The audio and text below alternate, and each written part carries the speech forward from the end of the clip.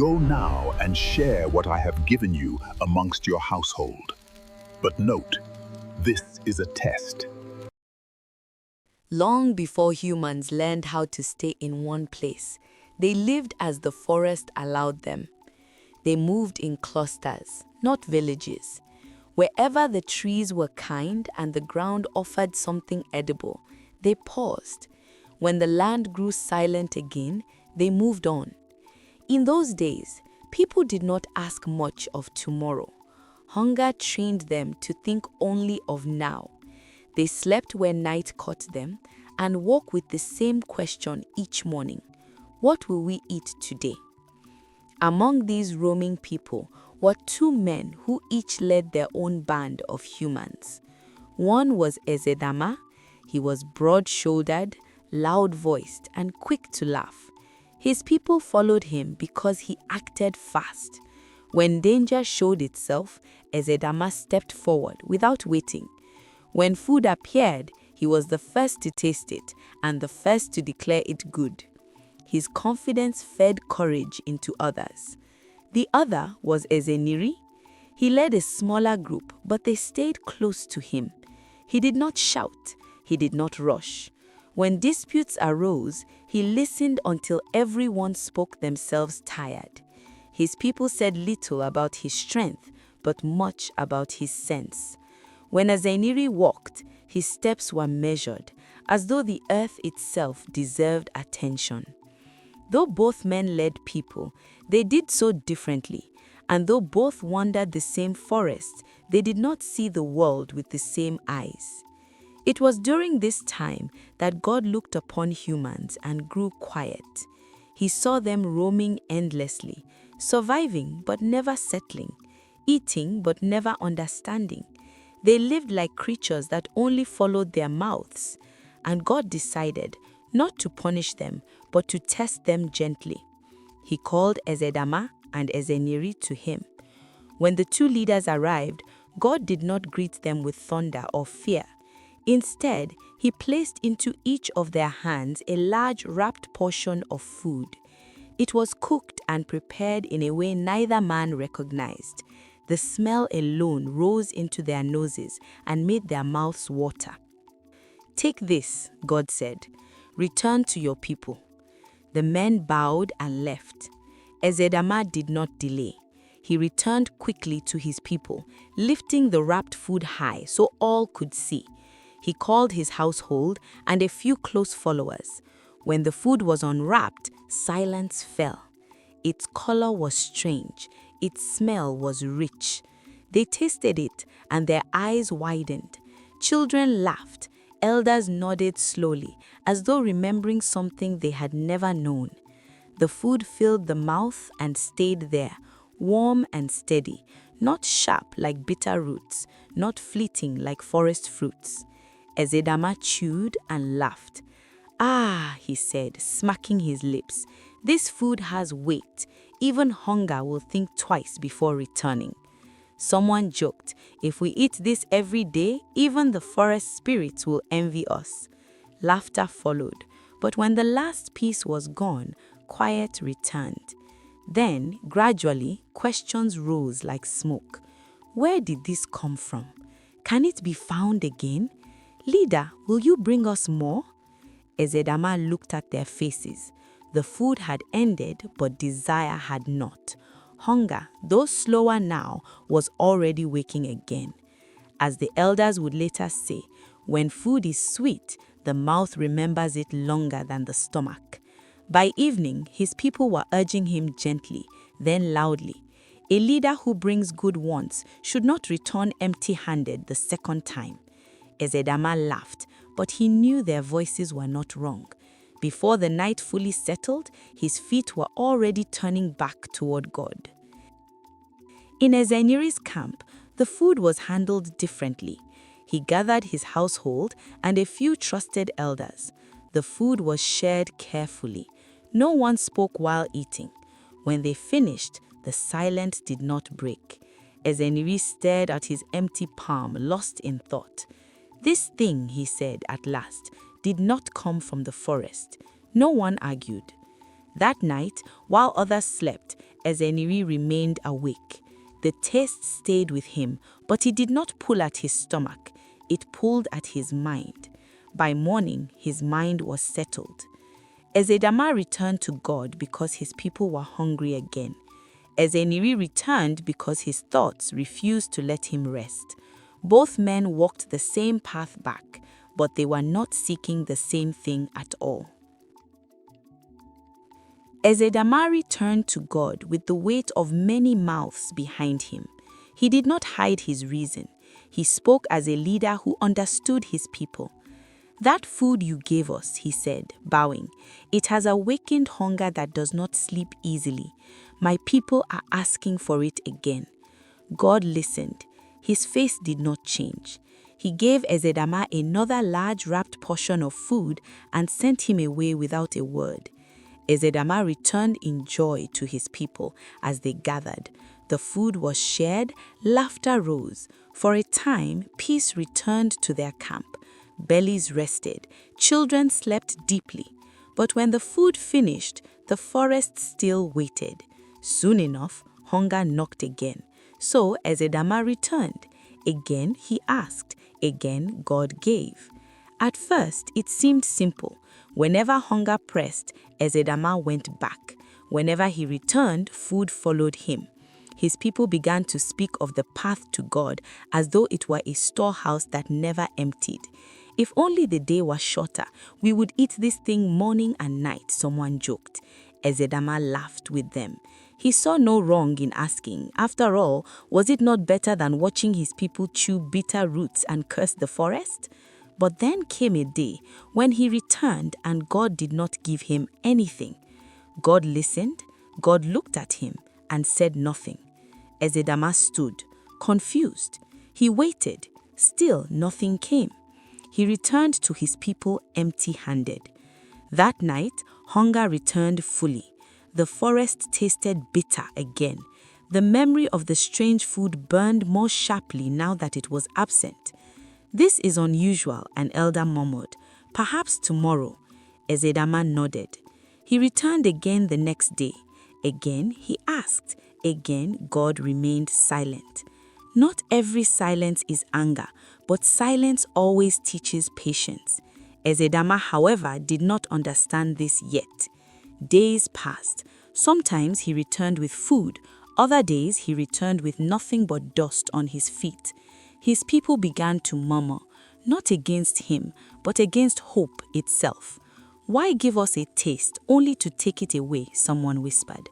Another said, "The forest was cruel, but at least it was honest."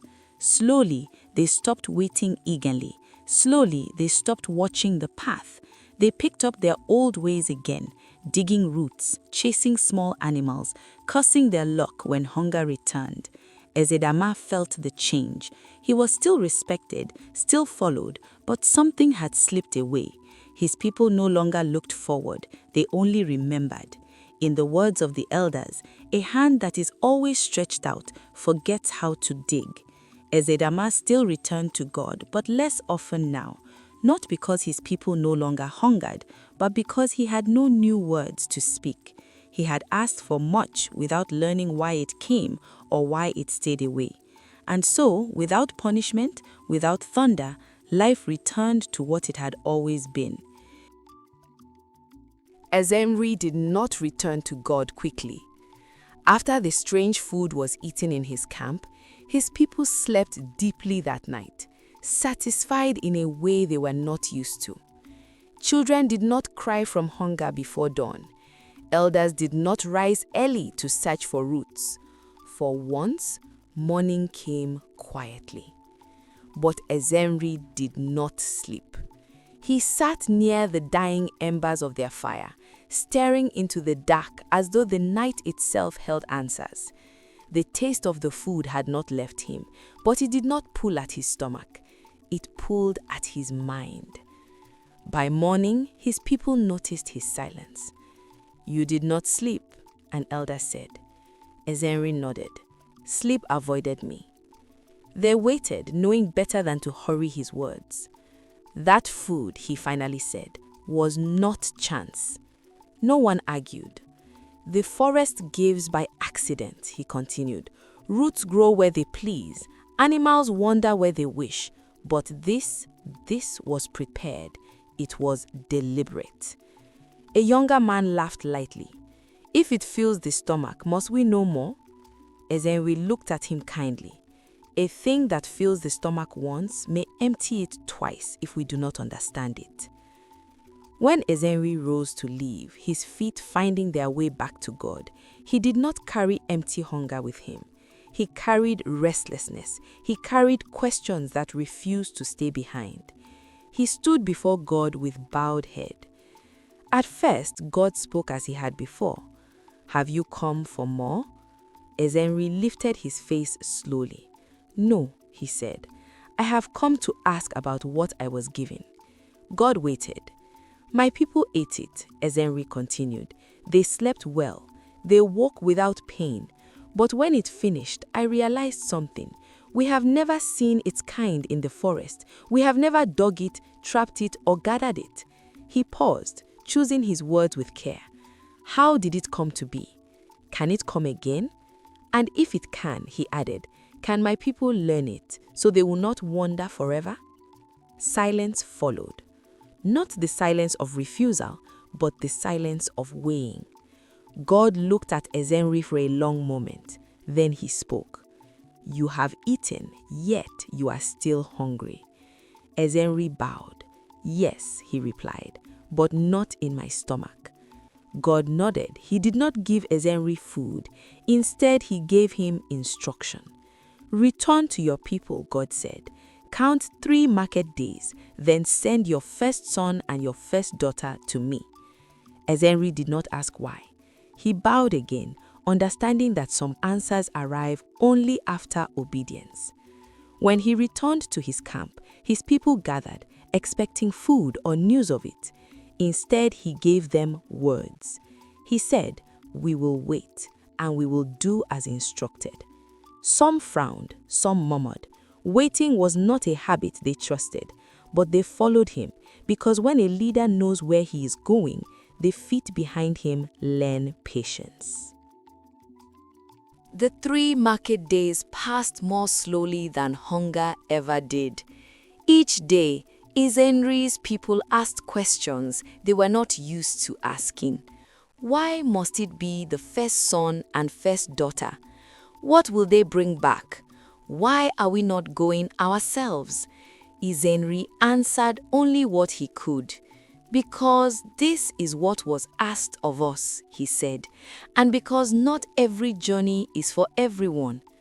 When the 3rd market day arrived, Ezenri called his household together. His first son and first daughter stood before him.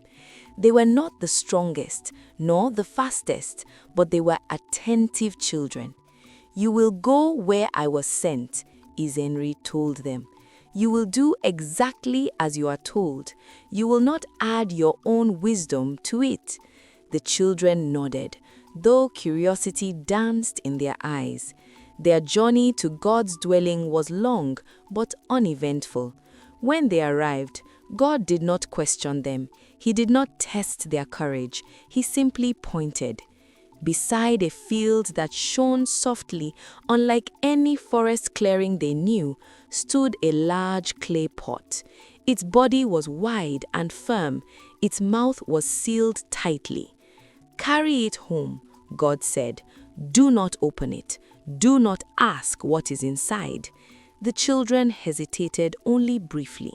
The pot was heavy, heavier than it looked. They lifted it together, shifting their grip as they walked. Along the way, they complained like children do. You said you were strong, the daughter teased, and you said you would help, the son replied. If this thing breaks, father will hear about it, she said. If it breaks, he answered, we will both run. They laughed, and the road felt shorter for it. When they reached their camp, the pot drew everyone's attention. People gathered around it, circling like ants around something new. Fingers itched to touch, eyes strained to imagine its contents. What is inside? Someone whispered. Ezenri raised his hand. No one opens it. No one taps it, no one lifts it again. The pot was placed carefully in the center of their resting ground. For the first time in many seasons, the people did not move on. They stayed, not because food demanded it, but because instruction did. That night, stories were told around the pot. Some said it held more of the strange food. Others feared it held spirits. Children dreamed loudly, but the pot remained silent. As the elders would later say, a secret kept well grows heavier with time, and though no one yet knew it, the clay pot had already begun to change the way humans related to the ground beneath them. The clay pot did not leave the people's thoughts.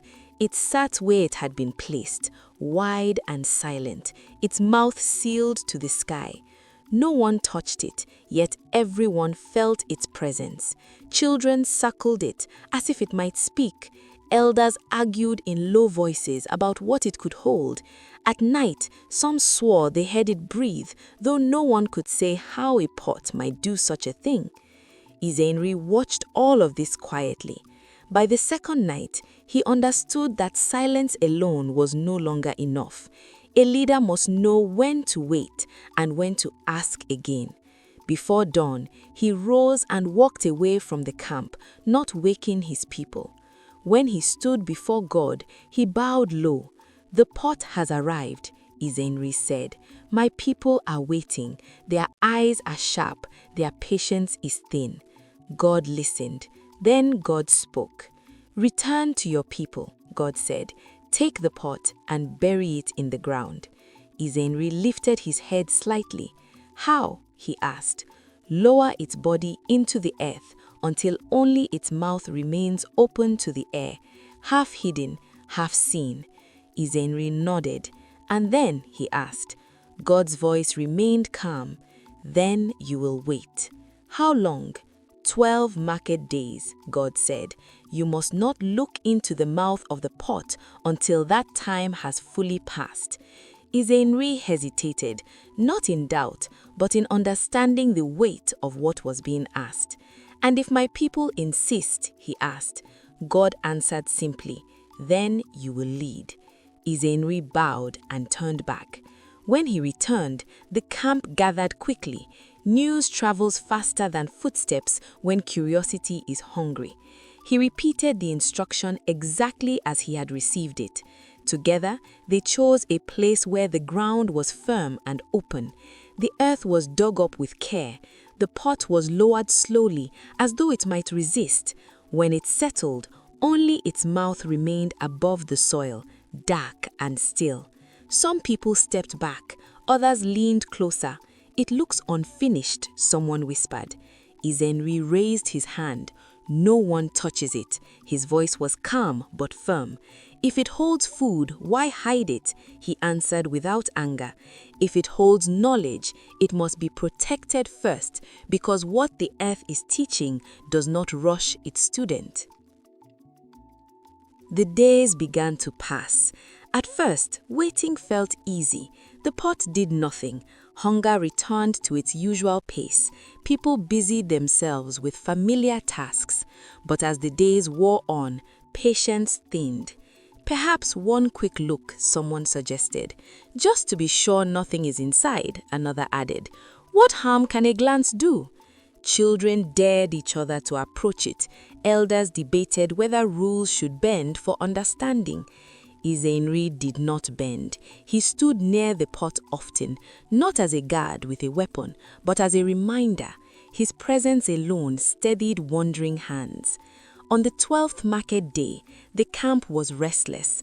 The pot had remained silent through sun and night. Nothing had changed, at least nothing visible. Yet something had already shifted. When the final count was complete, Izenri stood before the buried pot. He took a breath, steadying himself. Then, for the first time since it touched the earth, he leaned forward and looked into its open mouth. What he saw made him draw back in silence. From the darkness inside the pot, a young green stem had begun to rise, small, living, and unmistakably new. The people gasped. Fear, wonder, and confusion collided in the same breath, and Izenri understood that the earth had begun to answer, but not in words humans were yet ready to understand. The green stem stood quietly in the mouth of the buried pot, thin but alive, its color bright against the dull clay. It did not move, yet it felt as though it watched them. Some stepped back in fear, others leaned forward, unable to resist. A living thing, someone whispered. Inside a pot, another murmured. This is not normal, an elder said, gripping his staff. A young man laughed nervously. Perhaps it wants to be eaten while it is still small. That suggestion was met with uneasy chuckles. Fear often wears the mask of jokes. Izenri raised his hand. No one touches it. His voice was calm but firm. We did not bring it forth by our hands. We will not destroy it with them. Days passed, and the stem did not wither. It grew slowly, inch by inch, rising from the pot as if guided by something unseen. Izenri watched it carefully. He noticed how it bent toward light, how it leaned without falling. His people argued among themselves. It should be cut and hopped, some said. It should be covered again, others insisted. Perhaps it is a sign we should move away. But Izenri felt no fear, only confusion. He knew enough to know that this thing was not yet meant for hands or mouths. So before his people could act in uncertainty, Izenri returned to God. When he stood before God, he spoke honestly. I obeyed, he said. I buried the pot as you instructed. I waited as you commanded. Now something lives inside, and I do not know what to do with it. God listened. Then God smiled, not with amusement, but with approval. You have done well, he said. What you see is not meant to be feared. Izenri bowed. Then teach me, he said, because my people are afraid of what they cannot name. God nodded. Return to the pot, he said. Support the young stem with a stick. Let it lean, but do not let it fall. Watch it, protect it. Izenri lifted his head. For how long? Until 10 moons have passed, God replied. Izenri did not ask why. He returned to his people and did exactly as he was told. He placed a firm stick beside the stem and tied it gently. The plant leaned into the support as though it had been waiting. Days became weeks, weeks became moons, and though no one yet knew its name, all of them began to understand one thing. Whatever this thing was, it was not meant to be taken quickly. It was meant to be waited for. Time passed, but not in the way it used to. The moon still rose and thinned, but the people no longer counted them only by hunger. They counted them by how much the living thing near the pot had changed. The green stem grew stronger. Its leaves widened, spreading over the ground like open palms. The stick that once supported it now looked small beside it. Its roots, unseen, pressed outward with quiet force. Beneath the soil, the clay pot began to change. Cracks formed along its sides, not suddenly, but patiently. Rain softened it, pressure from within weakened it. Slowly, the pot lost its shape and returned to what it had always been, earth. No one saw this happen, but they felt it. The ground around the plant became firmer. The place where the pot had been buried no longer looked disturbed. It looked claimed. Izenri noticed the change first. He pressed his foot into the soil one morning and felt resistance. Not the loose earth of wandering camps, but something held together, something settled. The people still went out each day to hunt and gather foods, but something had changed in the way they moved. They no longer wandered far or drifted without direction. They always returned. Each evening, no matter how empty or full their hands were, their feet led them back to the place where the living food stood growing. Izenri watched his people closely. He saw how quarrels softened when they sat near the plant. He saw how elders rested longer, no longer rushing to decide when to move on. Even the hunters returned earlier, unwilling to be far from what was becoming familiar. In all, the plant continued to grow. Some nights, people sat near it and wondered aloud, what will it become? When will it be ready? And though hunger still visited them, it no longer ruled their feet. They had found a place worth returning to, a place where the earth itself seemed to be preparing something in silence. The day God spoke again, Ezenri felt it before he understood it. That morning, after the night of the 10th moon, he walked away from the camp alone. When he stood before God, he bowed deeply, his forehead touching the ground. "You have waited," God said, before Ezenri could speak. "You have cared, you have stayed." Ezenri remained bowed. "The earth has done its part. Now you may do yours." Ezenri lifted his head slowly. "What must I do?" he asked. "Return to the place where it grows. Dig beneath it. What has been hidden below the ground is now ready to be taken." Ezenri's breath caught, not in fear, but in understanding. "Will it survive?" he asked. God answered calmly, "What has learned to live will not perish by careful hands." Ezenri bowed once more and returned. When he reached the camp, he did not shout. He did not call everyone at once. He simply asked the elders to gather, then the others followed on their own. They had learned to recognize the weight in his voice. "The time has come," Ezenri said. "We are to dig." No one rushed forward, no one laughed. The ground around the plant was cleared with care.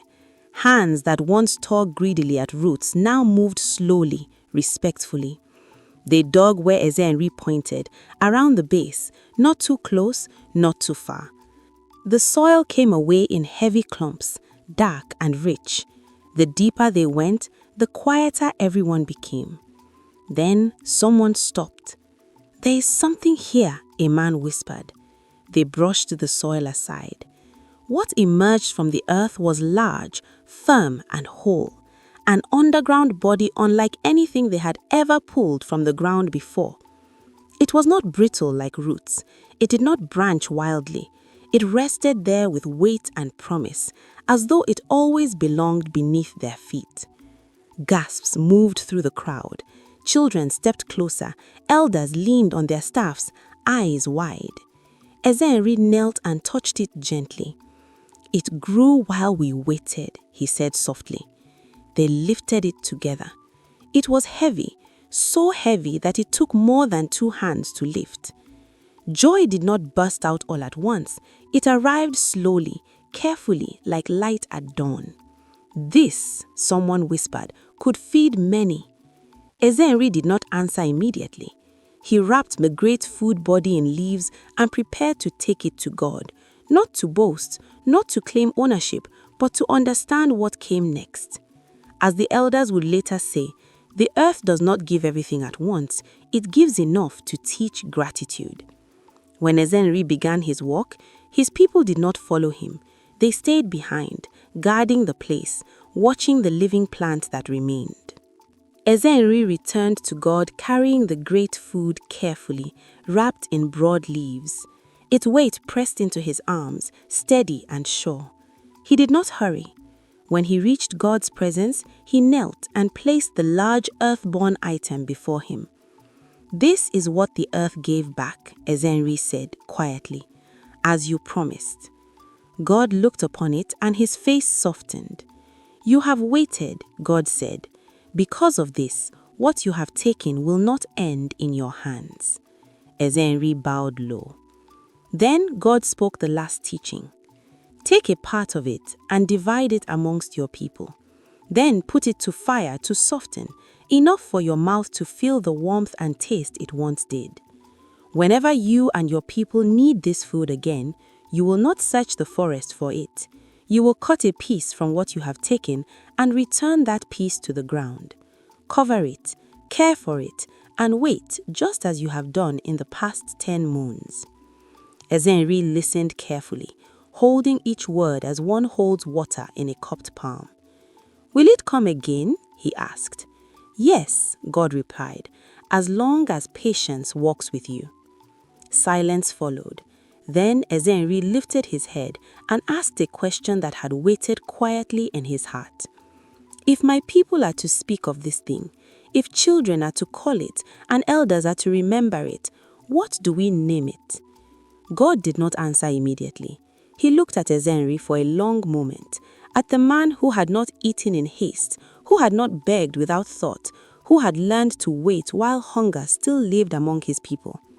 Then God said, "You watched it grow. You guarded it when you did not understand it. You learned its ways from the earth itself. You understand it. You name it." Ezenri drew in a slow breath. He thought of how it hid beneath the soil, how it pushed upward in silence, how it waited through moons before revealing its strength, how it held people in one place and taught them to return. Then he spoke. "This food," Ezenri said, his voice steady, "shall be called yam." The word settled into the air, simple and firm. God nodded. "So it shall be." When Ezenri returned to his people carrying the food, he did not arrive as a man carrying a miracle, but as one carrying understanding. He showed them how to cook it and how to cut a portion and return it to the ground. From that day, humans did not wander as before. They still hunted, they still gathered, but they always returned. As the elders would later say, the land does not hold those who do not listen, but it embraces those who learn its language. And so, humans learned something greater than food. They learned that the earth rewards patience. They learned that understanding feeds longer than hunger. And they learned that the one who asks how builds a home, while the one who only asks give me keeps walking. That was how humans came to know yam.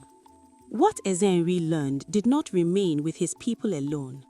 They planted, waited, and harvested, returning a piece of the food to the earth each time. Travelers saw this and asked questions. Some stayed to learn, others carried the knowledge with them as they moved on. Slowly, the practice spread beyond forests and across rivers. Wherever people paused long enough, they buried a piece and waited. The earth answered in the same way it always had. The food grew again. The name traveled with it, spoken differently in many places, but understood the same way everywhere. From that time on, yam became more than food.